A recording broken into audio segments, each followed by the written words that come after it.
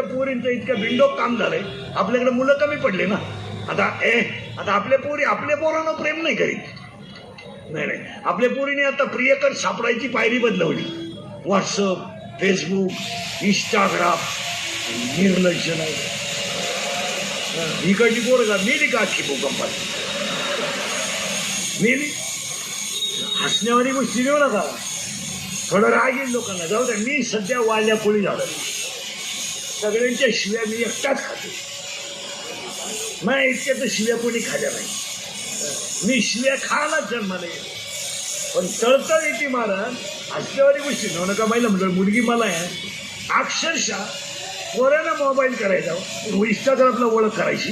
त्या पोरानं फोन मागितला, हिनं द्यायचा. त्यानं फोटो मागितला, हिनं द्यायचा. त्यानं भेटायला बोलवलं, हिनं जायचं. आणि गरीब बापांना 5-5 लाख रुपयाच्या मागणी करायच्या.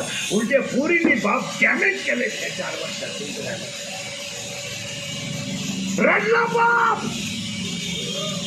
या 4 वर्षामध्ये पहिला बटाल आयुष्यात जो बाप गरिबीत रडला, पण रडला नाही. जो बाप आयुष्यात कष्ट करून जगला तो रडला नाही. पण पोरगी पळून गेल्यावर पहाडासारखा बाप पण आयुष्यात टलटसा रडला. हो, टलटसा रडला तो बाप. आणि रडणारा बाप पोलीस स्टेशनला गेला आणि पोलिसांच्या पाया पडलो, रडला. माझी मुलगी माझा प्राण आहे, मला सापडून द्या. पोलिसाच्या डोळ्यात पाणी आलं, पण पोरीला कदर नाही आली. पोलीस म्हणला तुमच्या डोळ्यातलं पाणी पुसत, काही झालं तर तुमची मुलगी सापडून देईन. त्याने मुलगी सापडून आणली, बापासमोर उभी केली. बाप रडला, पाया पडला पोलिसाच्या पाया.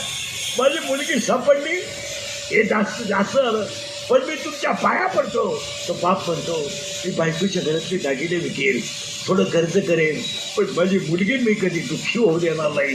फक्त माझ्या मुलीनं त्या पोराचा नाच सोडावा, एवढीच माझी इच्छा आहे.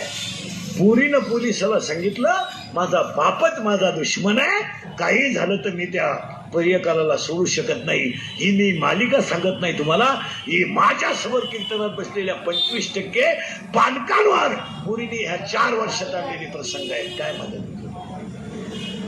रडला बाप. एका मूर्ख पोरानं इंस्टाग्रामवर कुस्ती करावी आणि गरीब बापाकडे पोरीने 5 लाख रुपयाची मागणी करायची. आणि ईश्वरासारखा बाप आयुष्यात उशीत मुंडकं गुतून रडायला लावायचा. हे कोणतं प्रेम. 2-4 नालायक पोरांनी एकत्र यायचं, पोरीचा फोटो काढायचा, तो फोटो तिला व्हायरल करायचा, तिला किडनॅप करायचं, तिच्याकडे नको त्या गोष्टीची मागणी करायची आणि चांगल्याच्या पोरी डॅमेज करायच्या. ही टोळी तयार झाली. तुमचं काय मत आहे. काहीच बोलत नाही. अशी टोळी आहे समाजात. एखाद्याची गरीबाची मुलगी पावसात अडली किंवा प्रवासात अडली तर ती कुणालाही लिफ्ट मागणं साहजिकच. काही झालं तर तिला जीव आहे. यांनी त्याचा फायदा घ्यायचा, ती बोलायला लावायचं, तिचा फोटो काढून घ्यायचा, तो फोटो तिला व्हायरल करायचा. तुझा फोटो माझ्याकडं आहे, तू तुझ्या बापाकडून 5 लाख बापानं इज्जतीसाठी 5 लाख द्यायचे आणि पोरीने नालायक पोरांच्या नादी लागून बाप संपवायचे. अशी टोळी तयार झाली समाजात. त्याच्यावर तुमचं काय मत आहे. आणि पोरीने इतक्या लाजा सोडल्या. फेसबुकवर लग्न करता, फेसबुकवर प्रेम करताना, इंस्टाग्रामवर प्रेम करताना त्या पोराची क्वालिटी तपासायची नाही, त्या पोराची लेवल तपासायची नाही. मूर्खासारख्या पोरी प्रेमात पडल्या आणि 25% बाप डॅमेज केले. याच्यावर तुमचं काय याच्यावर तुमचं काय मत आहे. आणि काय का हसण्यावारी गोष्टी नेऊ नका. हे तळतळीचं बोलणं आहे, हे इंग्लिकेटचं कीर्तन आहे. थोडं झोंबात आहे, राग येतोय, येऊ द्या.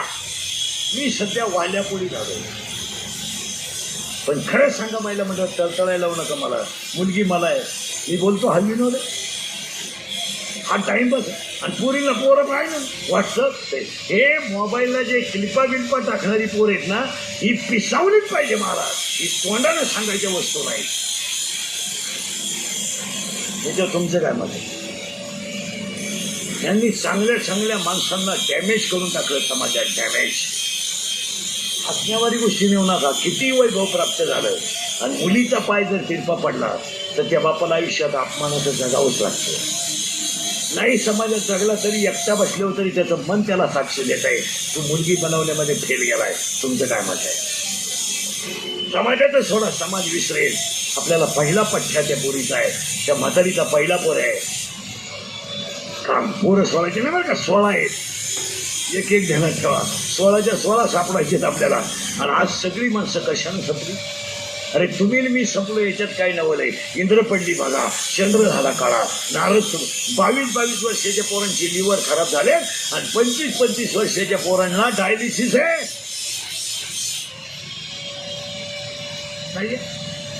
70चा म्हातारा बिल चष्म्याचा पेपर वाचितोय आणि 22च्या पोराला चष्मा आहे आणि 22 वर्षाच्या पोराला लिव्हर खराब झालंय त्याचं आणि 30 वर्षाच्या पोराला डायलिसिस आहे आणि 70चं म्हातारा म्हशीवरीच आहे.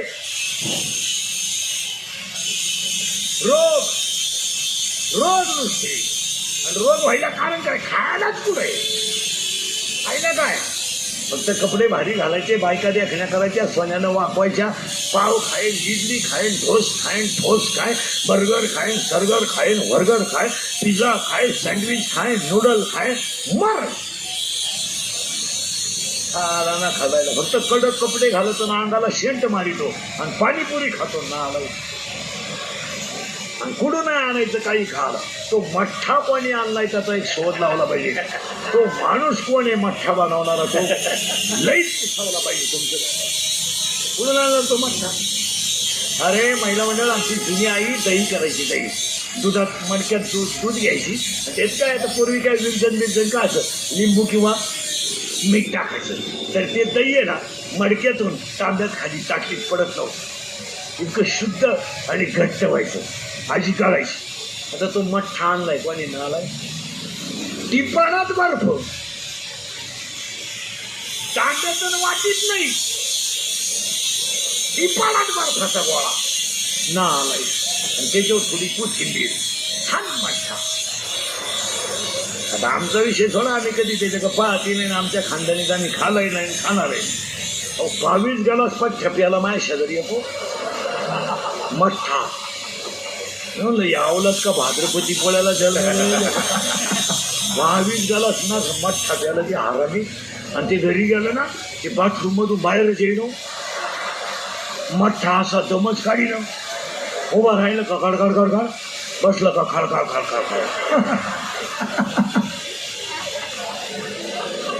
गडखड गडखड गडखड खडखड खडखड. तेव्हा पुढे टिंबदी ती मोगा मोगाने तेव्हा अय्या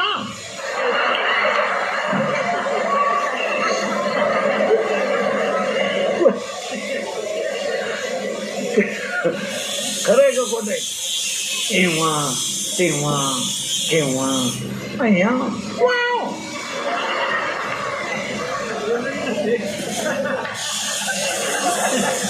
ती वा नाही म्हणत, वाव अय्या वाव. आणि येईल त्या पाहुण्याला पाया पडायची, 50 रुपये मिळायच्या पाया पडायची आणि लगेच पाणी आणि चहा. आता ती सासू बोली, ती बिचारी, ती म्हणती माया पापाच्या उशिरा झाला बरं का, पण वस्तू लय जोरात मिळाली बाई. हा मी तर आता खुशाल डोळे मिटायला मोकळी झाली बाई. लई भारी वस्तू मिळाली. मी आता म्हणलं पप्या देवाला सोडायला लागतो, पण देवानं घरानं ऐकलं. शेळ्यांचंही पाहती, कोंबड्यांचंही पाहती, भांडे घाशीती. मी तर आता खुशाल डोळे मिटायला मोकळी झाली बाई पहिल्या आठवड्यात बरं का. आणि एकदा वस्तू जाऊन आली आणि पप्याला तिनं येसन घातली का मग तिला विचारायचं कसं काय सांगतीन, काय ऐकती बाई. हाय ते बरे ग, हाय ते बरे. माझ्या स्वप्नात नव्हतं मा पप्या एवढा बदलत, पण पार पप्या बा कामातून गेला बाई. भांडे घासू लागतो, धुणं धुवू लागतो, आता तर एवढ्यात हातरून टाकू लागतो. फार कामातून गेला बाई मा पप्या. आता जर पप्याला गायचं दूध काढायला लावलं ना तर बायको पुढं उभी केली तर त्याला दूध निघत, तर दूधच निघत नाही. मला तर असं वाटतं बाई नक्की त्या पोरीनं माय पप्पाला पोराला काहीतरी असं म्हणणार आहे माय पुढं बसल्यात आता.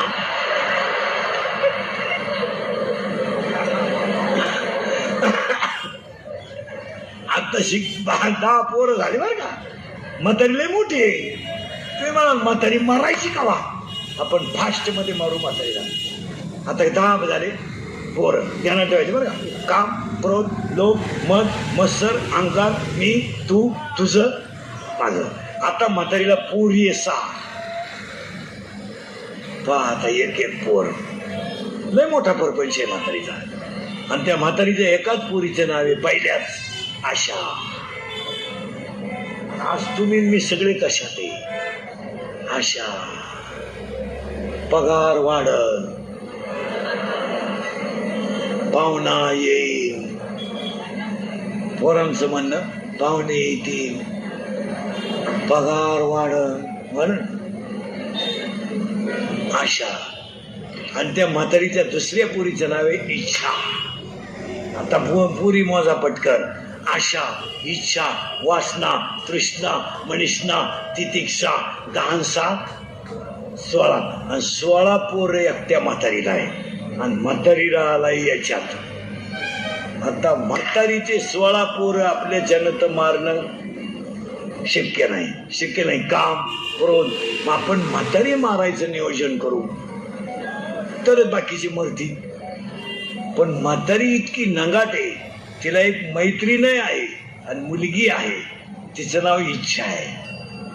आणि इच्छेचं तिचं बरं आहे. कोणचं गेलं बोंबालं मायेचं. आणि ती इच्छेचं मायेचं आहे बरं, पण त्या इच्छेला एक आहे प्रियकर. प्रियकर म्हणजे कोण रे? प्रियकर म्हणजे हा पोरांनो सरळ बसा पटकन. बैठे सावधान. हा आणि आता उत्तर द्या. पोरगा गाडीवर बसला, गाडी चालवायला कोण आहे? बडा बोला. पोरग. पाठीमाग पोरगी बसली. ही ती बसली का त्यानं बसवली? बस. आता हे मी बोललं असतं तर तुम्ही लगेच क्लिप केली असती. इंदुरीकरांनी महिलांच्या भावना दुखवल्या. आता यांचं काय झालं? पटकन बोला. गाडीवर पोरगा बसला, गाडी चालवायला कोण आहे? पोरगा. दोन्ही हात पुढे हँडलला. माग कोण बसली? पोरगी. जोरात बोला, सगळ्यांना ऐकू गेलं पाहिजे. ती बसली का त्यानं बसवली?